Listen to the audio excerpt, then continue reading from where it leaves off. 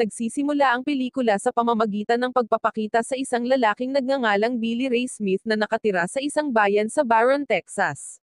Si Billy Ray, na nagmula sa Boston, ay dumating sa bayan upang maging isang guro. Nang umagang iyon, sinimulan ni Billy Ray ang kanyang gawain gaya ng nakagawian, binati ang sheriff pagkatapos ay sinundo ang isa sa kanyang mga estudyante, isang batang babae na nagngangalang Nettie Tulin. Si Nettie Tulin, na tila may crush kay Billy Ray, ay mukhang excited nang dumating si Billy Ray sa kanyang bahay. Nang makita ito, binalaan ng ina ni Nettie ang kanyang anak na maging magalang kay Billy Ray sa pamamagitan ng pagtawag sa kanya bilang Mr. Smith. Gayunpaman, hindi pinansin ni Nettie ang babala ng kanyang ina at matapang na tinanong si Billy Ray kung nakikita ba siya nito bilang isang babae o bilang estudyante lamang. Sa halip na sagutin ang tanong, matalino na ipinaliwanag ni Billy Ray kay Nettie ang mga pagkakaiba ng pananaw sa pagitan ng mga lalaki at babae, na nagpapatawa kay Nettie, sa pag-aakalang siya ay isang kawili-wiling tao. Sa paaralan, nagpasya si Billy Ray na magbasa ng libro ng isa sa kanyang mga paboritong may akda, si Kid Durango. Mukhang nasasabik ang kanyang mga estudyante habang binabasa ni Billy Ray ang kwento dahil mas kawili-wili ang mga aklat ni Kid Durango kaysa sa mga formula sa matematika. Habang binabasa ni Billy Ray ang kwento tungkol sa isang gang ng mga bandido na sumalakay sa isang bayan at ninakawan ang isang bangko. Kasabay nito, isang gang ng mga bandido na pinamumunuan ng isang lalaking nagngangalang El Diablo ang dumating sa kanilang bayan. Dahil alam na walang awa at brutal si El Diablo at ang kanyang grupo, pinili ng mga taong bayan na magtago sa kanilang mga tahanan, sa takot na hindi magdadalawang isip si El Diablo at ang kanyang grupo na patayin sila kung lalaban sila. Sa kabilang banda, sa halip na matakot, si Nettie ay tila nasasabik at nagmamadaling lumabas ng paaralan upang makita ang bandidong grupo na pinamumunuan ni El Diablo, na hindi pinansin ang babala ni Billy Ray na manatili sa loob ng paaralan. Si Nettie, na madalas na binibaliwala ang mga babala ng kanyang ina at guro, ay tuluyang kinidnap ni El Diablo dahil sa halip na magtago, matapang siyang lumapit kay El Diablo. Si Billy Ray, nang makita ang kanyang estudyante na kinidnap ng isang malupit at brutal na bandido, ay sinubukang iligtas si Nettie, ngunit madaling natalo siya ni El Diablo at mabilis na tumakas sa bayan kasama ang kanyang grupo. Nakahiga pa ring walang magawa pagkatapos ng pag-atake ni El Diablo, narinig ni Billy Ray ang panik ng mga taong bayan sa paligid niya dahil kinidnap ng bandidong grupo si Nettie. Kasabay nito, nabalitaan ni Billy Ray na agad na pinamunuan ng sheriff ang isang partido upang hulihin si El Diablo at ang kanyang grupo. Ngunit sa lalong madaling panahon pagkatapos noon, nakita ni Billy Ray at ng mga taong bayan ang sheriff na bumalik na malubhang nasugatan at pinutulan ito ng dila, habang hindi alam ang kinaroroonan ng kanyang mga kasamahan, na nagpapahiwatig na pinatay sila ni El Diablo at ng kanyang gang. Ang ina ni Nettie, si Mrs. Tulin, na nalaman na nabigo ang sheriff at ang kanyang partido na iligtas ang kanyang anak, pagkatapos ay nawalan ng malay, gayon din si Billy Ray, na umuwi kaagad nang malaman niyang pinutol ni El Diablo ang dila ng sheriff. Pagkaraan ng ilang sandali, tinipon ng deputy ang mga taong bayan upang talakayin ang mga susunod na hakbang, ngunit binanggit ng isang lalaking nagngangalang Murphy ang tungkol sa kalupitan ni El Diablo, na naging takas sa loob ng maraming taon, na naging dahilan upang lalo pang matakot ang mga taong bayan. Nang marinig ito, lalong nadismaya si Mrs. Tulin habang iniisip ang magiging kapalaran ng kanyang anak na babae, na dinukot ni El Diablo, lalo na pagkatapos na tumanggi ang deputy at ang mga taong bayan na harapin si El Diablo at ang kanyang grupo.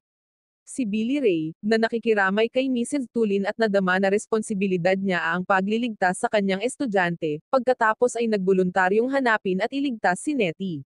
Gayunpaman, sa halip na pahalagahan ang kanyang sinseridad, tila minamaliit siya ng mga taong bayan dahil isa lamang siyang guro na walang kaalaman sa pagbaril o pakikipaglaban. Hindi man lang marunong sumakay ng kabayo si Billy Ray, na nagpapahina sa mga taong bayan, kasama na si Mrs. Tulin, na walang tiwala sa kanyang kakayahan na mailigtas si Nettie. Bago sinimulan ni Billy Ray ang rescue mission, nagkusa si Murphy na turuan siya kung paano bumaril at binigyan pa siya ng pistol. Ipinaalam din ni Murphy kay Billy Ray ang isang lokasyon kung saan maaaring makahanap siya ng makakatulong sa kanya na isagawa ang rescue mission, dahil hindi niya ito kayang gawin ng mag-isa. Bago umalis, sa wakas ay ibinigay ni Mrs. Tulin ang kanyang suporta kay Billy Ray, gayon din ang deputy, na nagbigay ng kabayo para sa kanya. Samantala, mababa pa rin ang tingin ng mga taong bayan kay Billy Ray, lalo na nang mahulog siya sa kanyang kabayo at aksidenteng nabaril ang kanyang kabayo, kaya napilitan siyang ipagpatuloy ang paglalakbay sakay ng tren. Pagkatapos ng 3 araw na paglalakbay, sa wakas ay dumating si Billy Ray sa bayan ng Millennium kung saan tinanong niya ang isang lalaki tungkol sa isang sheriff na nagngangalang Shones, na tila isinulat ni Kid Durango sa kanyang libro. Itinuro ng lalaki si Billy Ray sa isang sementeryo kung saan nalaman niyang namatay na si Shones. Di nagtagal, ang bagong sheriff na pumalit kay Shones ay biglang binaril mula sa likuran ng isang lalaking nagngangalang Thomas Van Lick. Si Billy Ray, na nakasaksi sa pamamaril, ay tinanong si Van Lick kung bakit niya pinatay ang bagong sheriff, ngunit sumagot lang si Van Lick na pinatay ng bagong sheriff si Shones, na kanyang matalik na kaibigan. Nang marinig ito, tinanong ni Billy Ray si Van Lick tungkol kay Kid Durango habang ipinapaliwanag ang kanyang dahilan sa pagbigay sa kanya ng trabaho, dahil sa kanyang reputasyon bilang pinakamabilis na shooter sa kanluran. Si Van Lick, sa pag-aakalang maraming pera si Billy Ray, ay tila nasasabik at agad na nag-alok ng kanyang serbisyo sa kanya, na inihayag na siya ay isang kakilala ni Kid Durango. Si Van Lick ay nagbigay ng kabayo para sa kanya, kahit na ang kabayo ay nakuha niya sa ilegal na paraan. Sa wakas ay nagsimula si Billy Ray ng isang bagong paglalakbay kasama si Van Lick na nakasakay sa kabayo, at ilang beses siyang nahulog sa kabayo. Nang gabing iyon, habang nagpapahinga sila, nagtanong si Van Lick tungkol sa trabahong nagtulak kay Billy Ray na hanapin ang sikat na si Kid Durango. Ipinaliwanag ni Billy Ray na sinadya niyang hanapin si Kid Durango para iligtas ang isang batang babae na dinukot ni El Diablo at ng kanyang gang. Laking gulat ni Van Lick nang marinig ito dahil si El Diablo at ang kanyang grupo ay lubhang walang awa at mapanganib na mga bandido. Dahil dito, tinawag pa ni Van Lick na tanga si Billy Ray dahil sa kagustuhang harapin si El Diablo at ang kanyang gang, pagkatapos ay nagpa siya na iwan siya. Nang sumunod na araw, habang si Billy Ray ay nagpatuloy sa kanyang paglalakbay ng mag-isa, nagulat siya sa isang grupo ng mga bounty hunters na nakasakay ng kabayo patungo sa kanya. Ang mga bounty hunters ay tila humahabol sa kanya dahil naniniwala sila na siya ang pumatay sa bagong sheriff sa sementeryo. Sinubukan ni Billy Ray na tumakas mula sa mga humahabol na bounty hunters, ngunit sa kasamaang palad, nagawa nilang mabaril ang kabayo na kanyang sinasakyan. Nang walang ibang pagpipilian, mabilis na tumakas si Billy Ray at nagtago sa isang maliit na barong-barong, ngunit natuklasan ng mga bounty hunters ang kanyang pinagtataguan at nagsimulang barilin ang barong-barong ng paulit-ulit. Habang naghihintay sa labas ng barong-barong ang mga bounty hunters, sa hindi inaasahang pagkakataon ay lumitaw si Van Lick at nagsimulang barilin isa-isa ang mga bounty hunters para iligtas si Billy Ray. Samantala, si Billy Ray, na nagtatago, ay tila humanga sa shooting skills ni Van Lick. Kasabay nito, natagpuan ng isang bounty hunter ang kinaroroonan ni Billy Ray at papatayin na siya nito, ngunit sa kabutihang palad, nakita ito ni Van Lick at agad niyang binaril ang bounty hunter, dahilan upang mahulog ito sa barong-barong. Nang makita si Billy Ray na nakatayo sa kanyang harapan, sinubukan siyang barilin ng bounty hunter, ngunit hindi tumama ang kanyang putok at sa halip ay tumama ang bala sa isa pang bounty hunter na nagtangkang tumakas mula sa pag-atake ni Van Lick. Sa labas ng barong-barong, napansin ito ni Van Lick, na pagkamalan niyang binaril ni Billy Ray ang bounty hunter at pinuri siya. Napagtanto na mayroon pang isang bounty hunter na sumusubok na tumakas sa isang burol, kinuha ni Van Lick ang kanyang sniper rifle at matagumpay na napatay ang bounty hunter. Humanga sa kanyang pagiging shooter, sinubukan ni Billy Ray na hikayatin si Van Lick na tulungan siyang talunin si El Diablo at ang kanyang gang. Matapos isaalang-alang ang maraming bagay, sa wakas ay pumayag si Van Lick na tulungan si Billy Ray, ngunit sinabi niyang kailangan nilang mag-ipon ng isang grupo ng mga dalubhasang shooter upang tulungan sila sa kanilang misyon. Kinabukasan, binisita ni Van Lick at Billy Ray ang isang panday na nagngangalang Bibb Patterson, na isa sa mga matandang kaibigan ni Van Lick. Matapos ipaliwanag ni Van Lick ang kanilang misyon, pumayag si Bibb na tulungan sila dahil may sama ng loob siya kay El Diablo, na minsang kumidnap at nagpahirap sa kanya. Sa kanilang paglalakbay, dumating silang tatlo sa isang maliit na bayan kung saan nagtitipon ang mga taong bayan upang saksihan ang pagbitay sa dalawang kriminal. Sa sandaling iyon, isang mangangaral na nagngangalang Otto Likes ang nakitang nangongolekta ng pera mula sa mga taong bayan habang nagbibigay ng sermon. Nang makita ito, agad na nakilala ni Bib na siya ay isang con artist, kaya iminungkahi niya kay Van Lick na i-recruit nila si Otto Likes at ang dalawang kriminal na papatayin, sina Bob Zamudio at Pitchfork na Peer. Pagkatapos nito, mabilis nilang ipinagpatuloy ang kanilang paglalakbay sa Mexico upang iligtas si Nettie. Habang sila ay nagpapahinga, napagtanto ni Napir na sila ay binabantayan. Sa hindi inaasahang pagkakataon, isang palaso ang biglang tumama sa kanyang puso, na ikinamatay niya. Ang palaso ay galing sa isang Native American na nagngangalang Dancing Bear na gustong maghihiganti kay Napir dahil sinaktan niya ang kanyang asawa. Nang makita ang kahangahangang kakayahan ni Bear sa archery, nagpa siya si Van Lick na i-recruit siya. Samantala, si Bob, na isang eksperto sa bomba, ay nagpakita ng kanyang kakayahan sa pamamagitan ng paggawa ng pagsabog gamit ang kanyang mga kamay. Matapos makuha ang isang kahon ng dinamite na ibinaon ni Bob sa disyerto, mabilis nilang ipinagpatuloy ang kanilang paglalakbay hanggang sa wakas ay makarating sila sa hangganan ng Mexico. Sa sandaling iyon, huminto sila sa isang salon kung saan ipinakilala ni Van Lick si Billy Ray sa isang lalaking nagngangalang Truman Feathers na kilala bilang Kid Durango. Laking gulat ni Billy Ray nang malaman na hindi si Kid Durango ang bayani na inaasahan niya, at ang mas nakakagulat, binabase ni Kid Durango ang kanyang mapangahas na mga kwento sa pakikipagsapalaran sa buhay ni Van Lick. Sa kabila ng labis na pagkadismaya kay Kid Durango, pinili ni Billy Ray na huwag pansinin ito dahil nagbigay si Kid Durango ng mahalagang impormasyon tungkol kay Pest Oso, isa sa mga tauhan ni El Diablo, na nagkataon na nasa salon.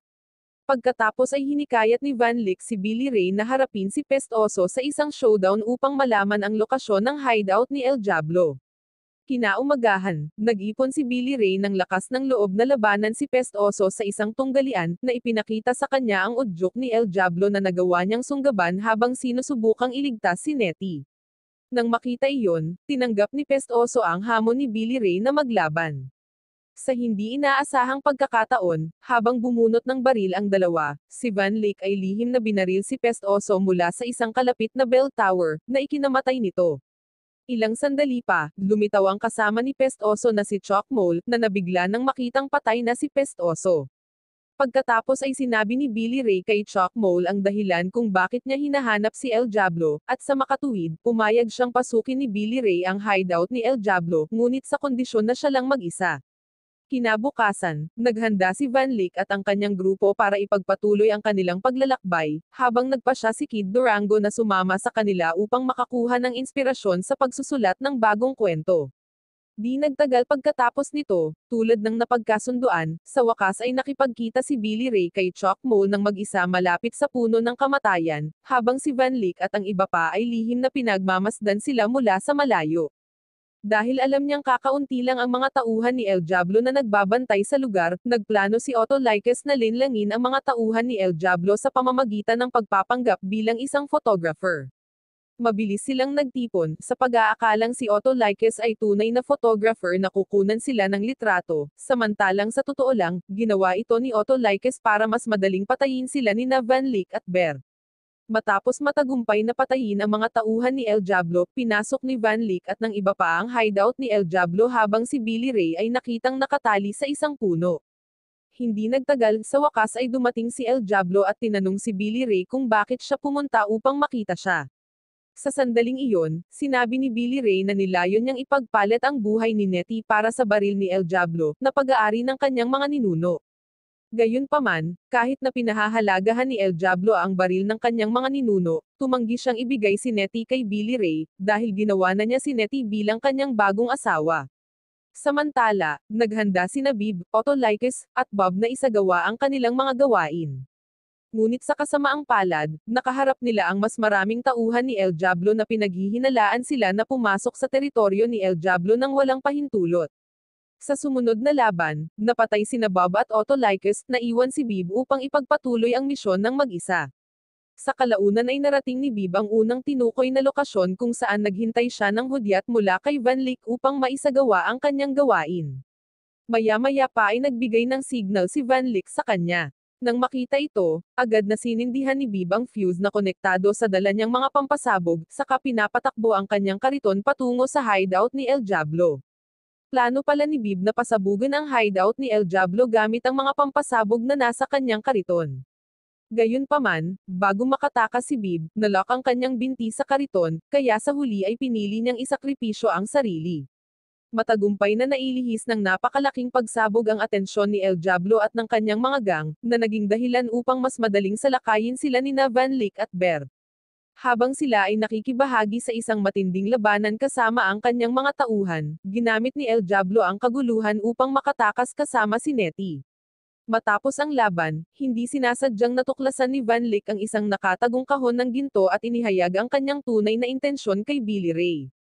Napagtanto ni Billy Ray na ang habol lang ni Van Lyck ay ang kayamanan ni El Diablo sa halip na iligtas si Nettie, labis siyang nadismaya kay Van Lyck at piniling ipagpatuloy ang misyon ng mag-isa.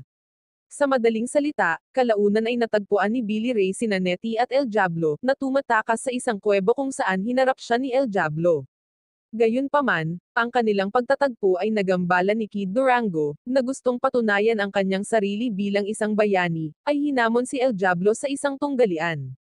Sa kasamaang palad, madaling binaril ni El Diablo si Kid Durango sa dibdib. Sa kanyang mga huling hininga, nakiusap si Kid Durango kay Billy Ray na patayin si El Diablo at kumpletuhin ang kwento. Habang papatayin na ni El Diablo si Billy Ray, biglang tinawag siya ni Van Lyck at pagkatapos ay hinamon siya sa isang tunggalian. Sa panahon ng tunggalian, nasugatan ni El Diablo ang balikat ni Van Lyck at nawalan siya ng kakayahan. Pagkatapos ay naghanda si El Diablo na patayin si Van Lyck, ngunit sa isang nakakagulat na pangyayari, pinaputukan ni Billy Ray si El Diablo, na ikinamatay niya. Si Van Lyck, na nakasaksi nito, ay humanga at pinuri si Billy Ray. Di nagtagal, inilibing nila ang kanilang mga namatay na kasamahan, at sa sandaling iyon, nagbigay din si Billy Ray ng kanyang huling paggalang kay Kid Durango para sa kanyang kabayanihan na nagligtas sa kanyang buhay. Maya-maya, sa wakas ay natupad ni Billy Ray ang kanyang pangako kay Mrs. Tulin sa pamamagitan ng pag-uwi ni Nettie ng ligtas. Kasabay nito, humanga sa kanya ang mga taong bayan dahil matagumpay niyang nailigtas si Nettie mula kay El Diablo at sa kanyang gang.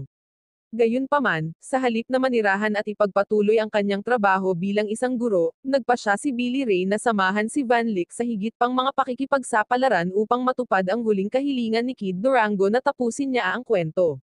Wow naman! Doon nagtatapos ang pelikula mga idolo, salamat sa inyong panonood.